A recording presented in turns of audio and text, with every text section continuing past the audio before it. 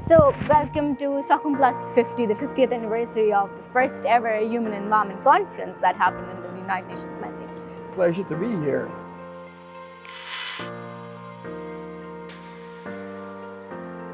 I have been told from Connect for Climate that this is a time capsule from Stockholm, the first conference 50 years ago. Do you want to have a look at this maybe?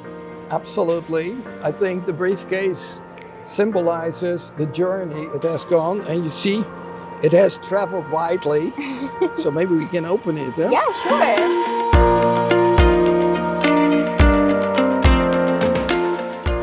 Every single object has a meaning. So let's figure out what every single object means to you and to me.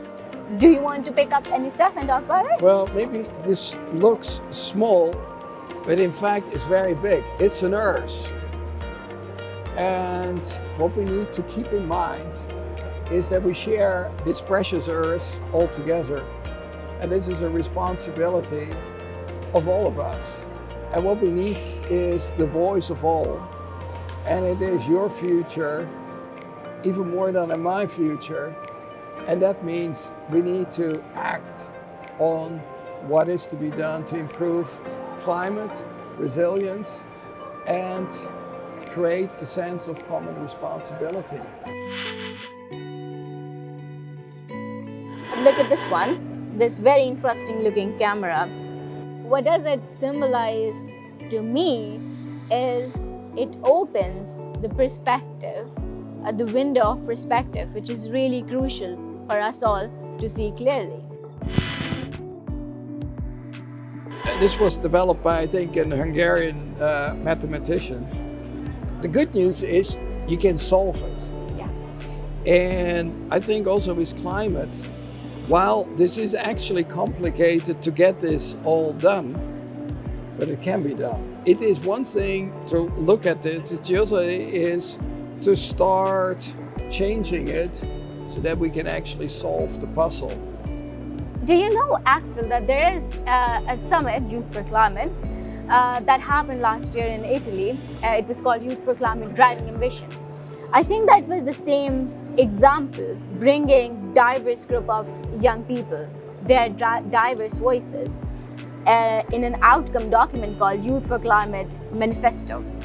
And this year, the young people will be meeting again, trying to solve world's biggest challenge and puzzle that we have right now, the climate crisis. But this time, it's called Powering Action.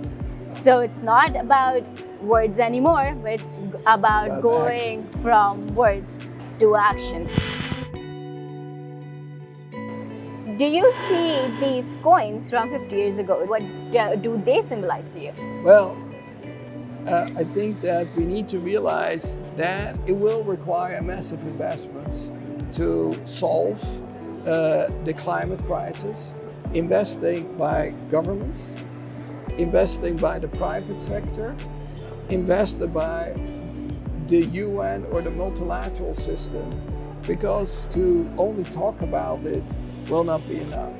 So there is to be a commitment that we mobilize the money and do the investments. What we see here, the small coins, is symbolic that it is too little. Yes. We need more. Well, I see also here a fish. What comes to your mind?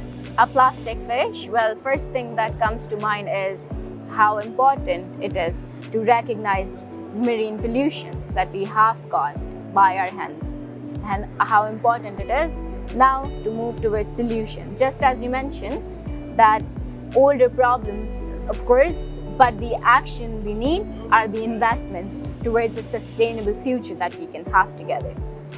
Well, I think what we need to keep in mind is that this is about also sustainable fishing, sustainable ocean, sustainable waters. There is good news and there is bad news. The good news is you can actually clean up.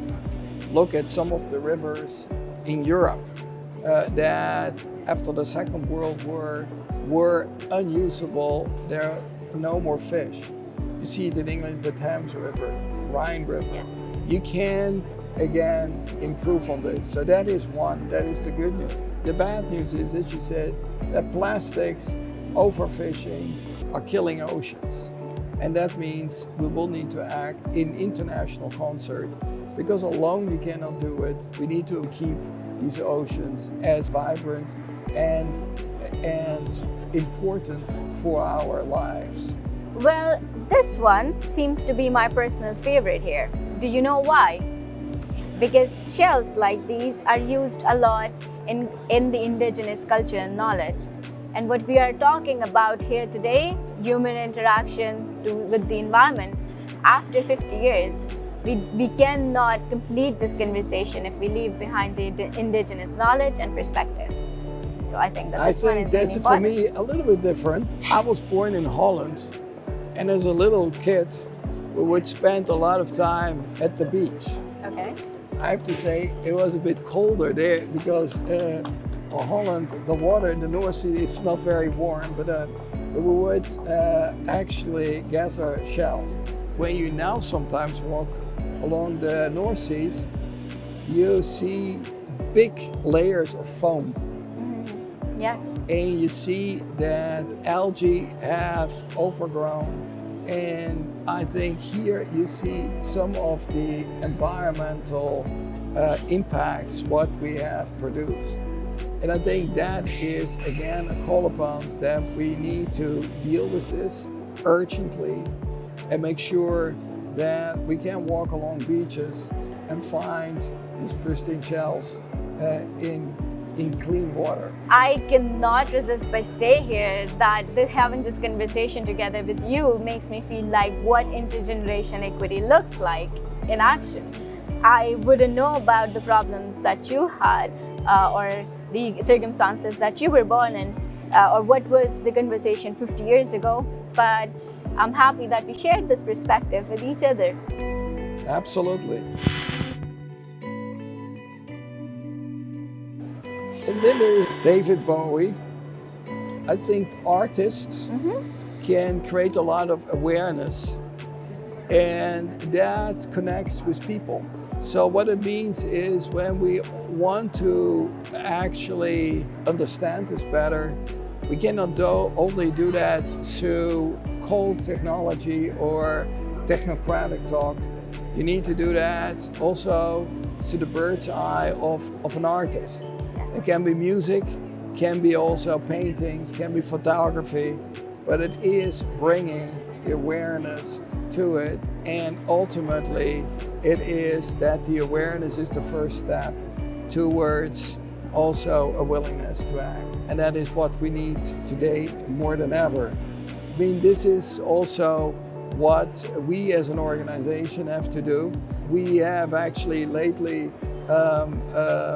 issued a second climate change action plan. Let me show this. It's colorful. But this has a lot of pages. But the bottom line is, it is about action.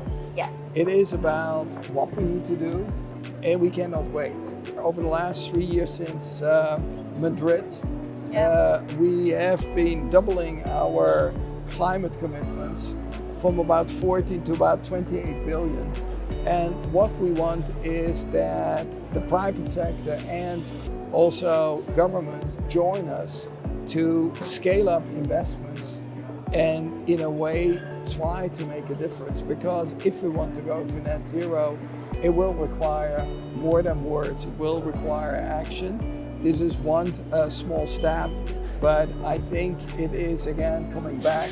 This is the journey which we are on, and I think we need to make sure that this briefcase can continue to travel, and maybe in a couple of years has some other surprises in it with which we then can excite other generations. What would you put in a time capsule that will people see at the Stockholm Plus 100 here? I will not put any thing in there.